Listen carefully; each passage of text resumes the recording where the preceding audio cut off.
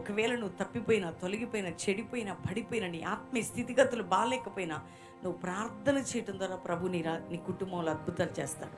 చూడండి, ఒక threatening call దేవుడు ఒకసారి ఒక రాజుకు పంపించాడు. మనం చదువుకుందాం. మరి రాజుల 2వ గ్రంథం 22వ అధ్యాయం 18వ వచనం నుండి చదువుదాం. ఎందుకంటే రాజుల 2వ గ్రంథం 22వ అధ్యాయం ఈరోజు మెసేజ్ చదువుకుందాం. యెహోవా యొద్ద విచారణ చేయుటకై మిమ్మును పంపిన యోధారాజుకి ఈ మాట తెలియపరచుడి.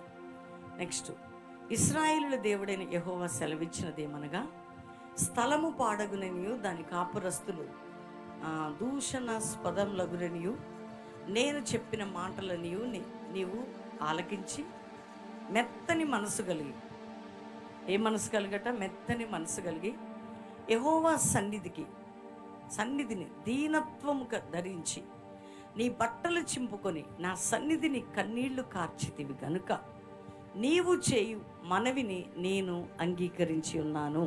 ఇక్కడ ఆగుదాం. చూడండి, ప్రార్థన అంటే ఏదో చేయటం కాదు, ఏదో చెయ్యాలని చేయటం కాదు. ఎందుకు ఇక్కడ ఒక వ్యతిరేకత రాబోతుంది నీకు. నువ్వు చేసిన పనికి, నీ ప్రజలు చేసిన పనికి నీ మీదకి ఇది రాబోతుందని రాజుకి దేవుని వాక్కు ప్రత్యక్షమై వెళ్తుంది. అప్పుడు రాజు ఆ యొక్క దైవజనుడి దగ్గరికి పంపిస్తాడండి. అక్కడ దేవుని వాక్కు మాట్లాడుతున్నాడు. పరిశుద్ధాత్మ దేవుడు, దేవాతి దేవుడు ఏమని మాట్లాడుతున్నాడు మనం చదివిన దాన్ని బట్టి, మిమ్మల్ని పంపిన రాజుకి ఈ విధంగా తెలియజేయండి.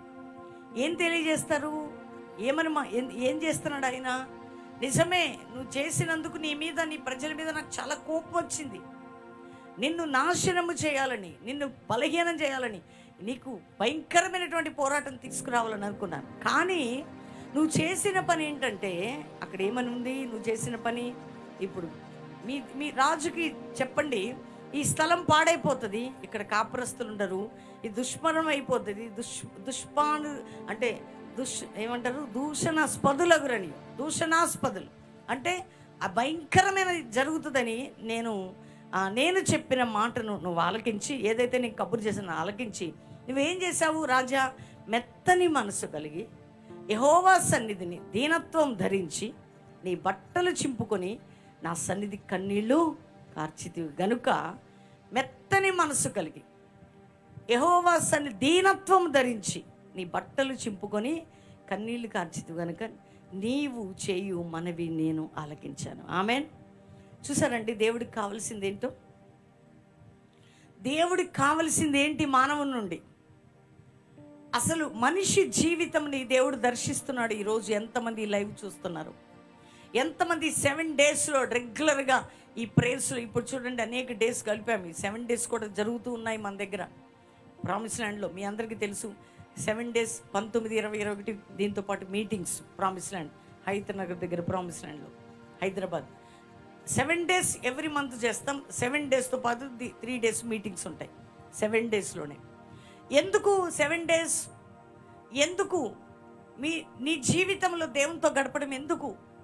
ఏదైనా ప్రాబ్లమ్స్ రాగానే, పెళ్ళి అవట్ల, ఉద్యోగంలో సమస్యలు పెరిగిపోయి, ఎట్లయిపోయింది అట్లయిపోయింది, ఎక్కడ నీవు తప్పిపోయావో, ఎక్కడ నీ లైఫ్ డిస్టర్బ్ అయిందో, ఎక్కడ నీ కుటుంబం చెడిపోయిందో, ఎక్కడ నీ హృదయం పతనమైందో, ఎక్కడ దాన్ని బట్టి చుట్టూ శత్రువు చుట్టిందేమో, ఏం చేయాలి? మెత్తని మనసు కలిగి నువ్వు దీనత్వం దేవుని సన్నిధిలో ధరించి నీ బట్టలు చింపుకొని, అంటే ఆ రోజుల్లో ఫాస్టింగ్ ఉండి ప్రార్థనలు చేసేటప్పుడు బట్టలు చింపుకొని గోను పట్ట కట్టుకుని, ఇప్పుడు ఏం అదక్కర్లే, నీ హృదయం చింపుకుంటే చాలు. నువ్వు చింపుకొని నా సన్నిధిలో కన్నీళ్లు కార్చావు కాబట్టి నీ ప్రార్థన నేను విన్నాను. ఎవరి ప్రార్థన వింటాడంటే దేవుడు? అహంభావం కలిగిన వారి ప్రార్థన వినడు. నేనేం తప్పు చేయలేదులే అనే వారి ప్రార్థన వినడు. ఏం జరిగితే నాకేంట్లే నేను అని కొంతమంది ఎట్లుంటారు చూసారా, విశ్వాసులైనా సేవకులైనా అలా అసలు చాలా గంభీరంగా మాట్లాడతారు. దేవుని దగ్గర నీ గంభీరత, నా గంభీరత నడవు. దేవుని దగ్గర కావాల్సింది దీనత్వం కావాలి. దేవుని దగ్గర కావాల్సింది నీ తగ్గింపు కావాలి. దేవుని దగ్గర కావాల్సింది నువ్వు ధరించుకునేది ఒకటి ఉంది, అదే దైవ దీనత్వం, దీన మనస్సు.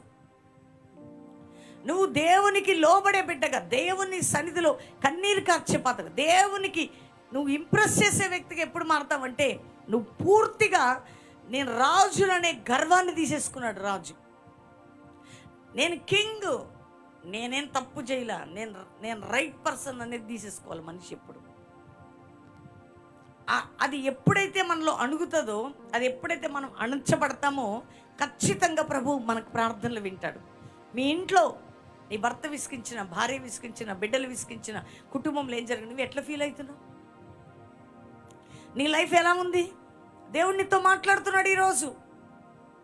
నీ ఇంటిని పాడు చేసే శత్రువు నీ కుటుంబాన్ని బద్దలు చేసే విషయము ఎప్పుడు బ్రేక్ అవుతుందంటే నువ్వు దేవుని సన్నిధిలోకి రావాల్సిన పద్ధతిలో. మీ రాజుకు చెప్పండి, ఆయన మిమ్మల్ని పంపించాడు కదా, ఆయన వినయముతో, విధేయతతో, తగ్గింపుతో, దీనత్వంతో కార్చిన కన్నీటికి నేను జవాబిస్తున్నా.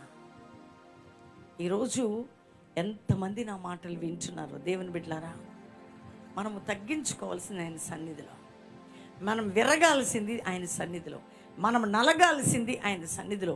మన మాటలు తక్కువగా ఉండాలి దేవుని సన్నిధిలో.